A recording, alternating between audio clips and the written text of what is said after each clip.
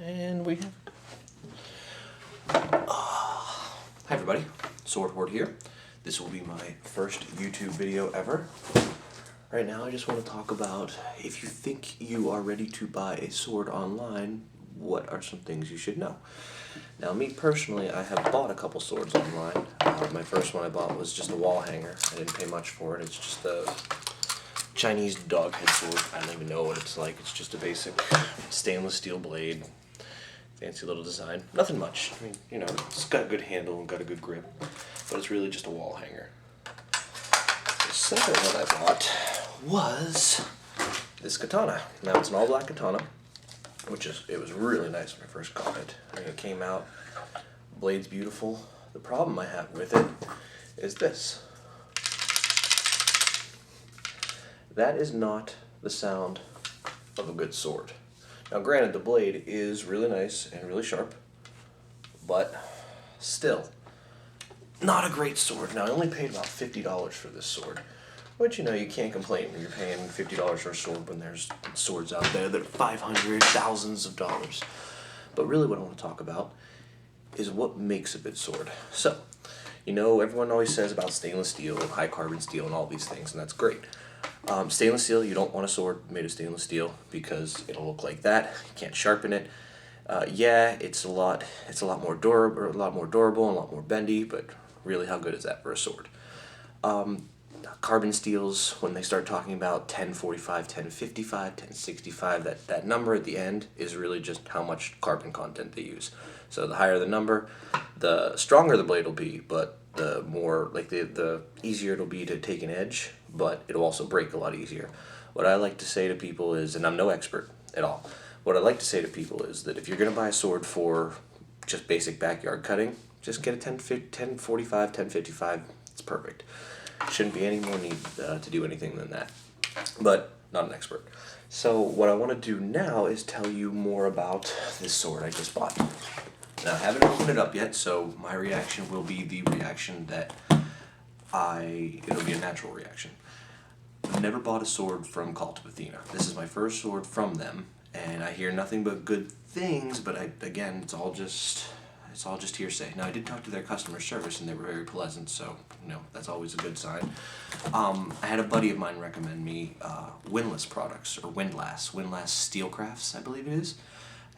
He's a LARPer, and he told me all about all of his recreation stuff and all of that wonderful stuff. And I said, well, what's a good sword to buy? And he said, if you have a budget, which, you know, if you have a family, you have a budget. If you can't afford something like Albion, which is like $500s to thousands of dollars, you could go with Windlass. Now, you probably won't get the same quality as one of those swords, but this will be the test.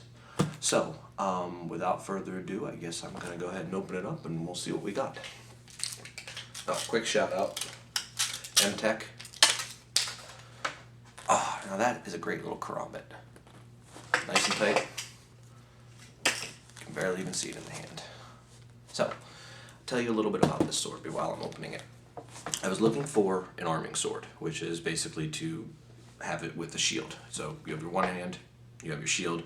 This sword was not bought for the idea to parry with it or to block with it, so it's a little bit lighter than what most people would want, like those big heavy ones. This was just my personal preference. I wanted something that was compact, so I think this sword itself is called the Celtic Short Sword.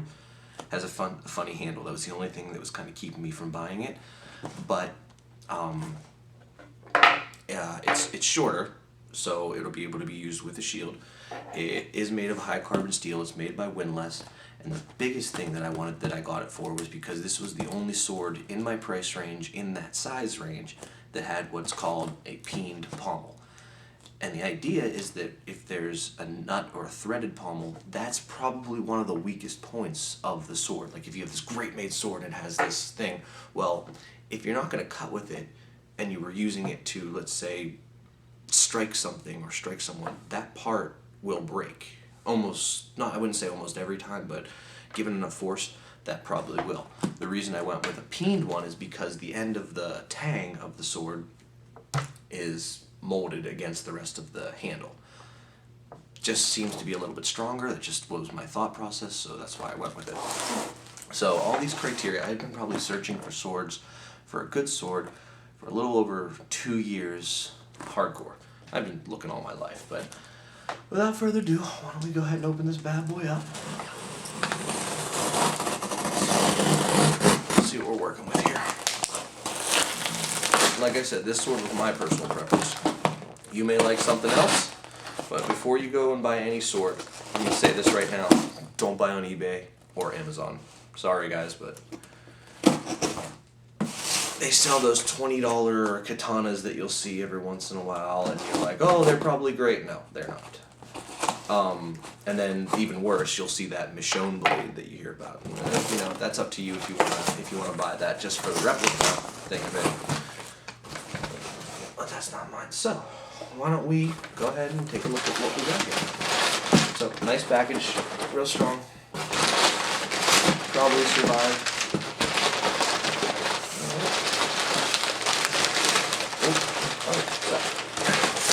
Very heavy. Oh, wow. Oh, dang. Alright, so here we have this little guy on the end there. This is what a Celtic war sword looked like. Now, what I was looking about this was it's called an, what is it? Anthropomorphic sword, which basically means that when they were making these swords, they like to put the Celts, whoever they were. We don't know much about them, I guess, unless you want to Google and look up as much stuff as I did and find out everything about them.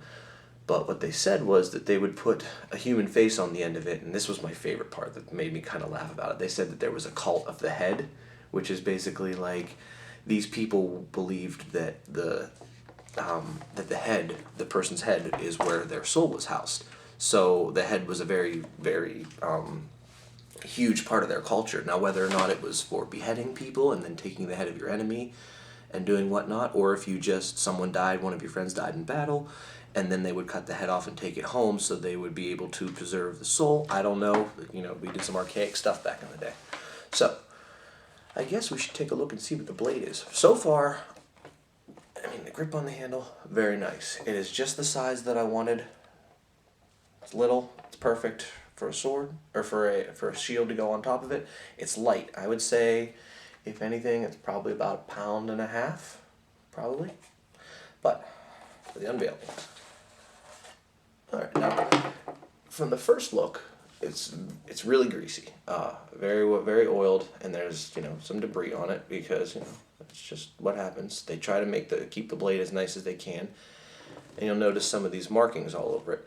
The markings are etched into it. They were said to be runic. I don't know any runes that look like this, but sometimes you won't get any authenticity. Realistically, what I was looking for was a darn good sword. And so far, I don't mind what I'm looking at. Just clean that off a little bit. So,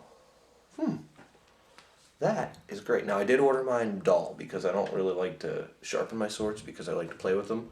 So if I keep them dull, and then I feel a little bit better about it.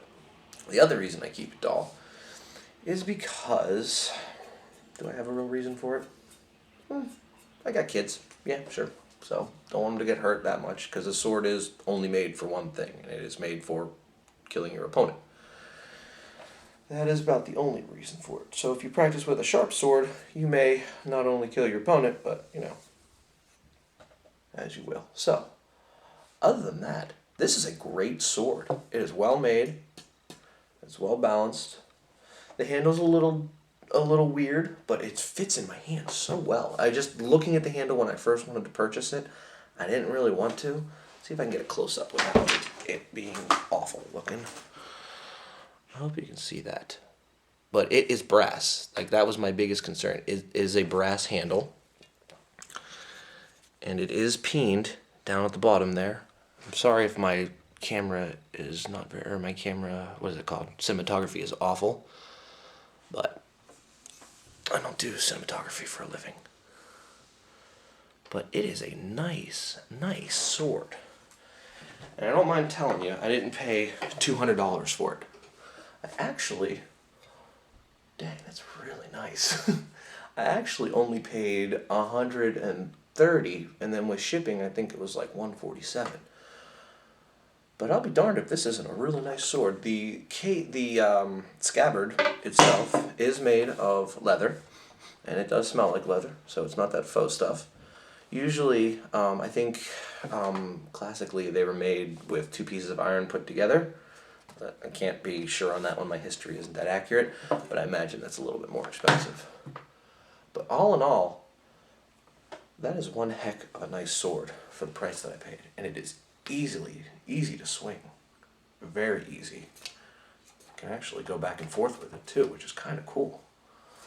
Oh my. Okay, well, as you can see, I ended up with a great sword for under $200. And Cult of Athena, thank you very much. And if I get any views, oh, that's a good gleam. If I get any good views, maybe I'll take it and sharpen it up and do some cutting. However, now I just remembered, the reason I don't like to sharpen these swords is because originally these type of swords and long swords and whatnot were not made sharp. Because, you know, you weren't trying to cut with these. Most of these were for plunging. Plunging, is that the word? Thrusting. So, you would only just sharpen your tip of it, and that way you could get through whatever you wanted to get. But, dang, that's nice. So I'm going to take a look at this video, and I think I'm going to submit it to YouTube, and I just want to tell you guys, I am very impressed with Windlass Steelcrafts. Everyone on the internet said, oh, you either get a good one or you get a bad one. Well, I got a good one. That is a nice sword. A little oily, but, you know, you can clean that up. Get some powder, and we'll be done. So, this is the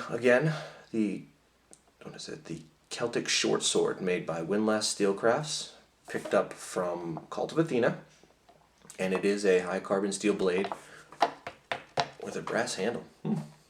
I think it's brass. I gotta get an expert to check that out. I don't really know. I'm not into metallurgy, but I should be. Okay, so one last look at it. Down the side. Let's do this. And run it slowly, if you can see the runes without me being in the way. The most important thing that I was looking at, and I want to just show this for you, is how it looks in the hand.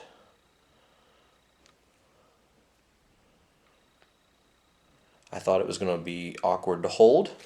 I thought it was going to be holding down at the end like this, but really, it is right where you need it. So, that's my story, and I hope you enjoyed. Thank you.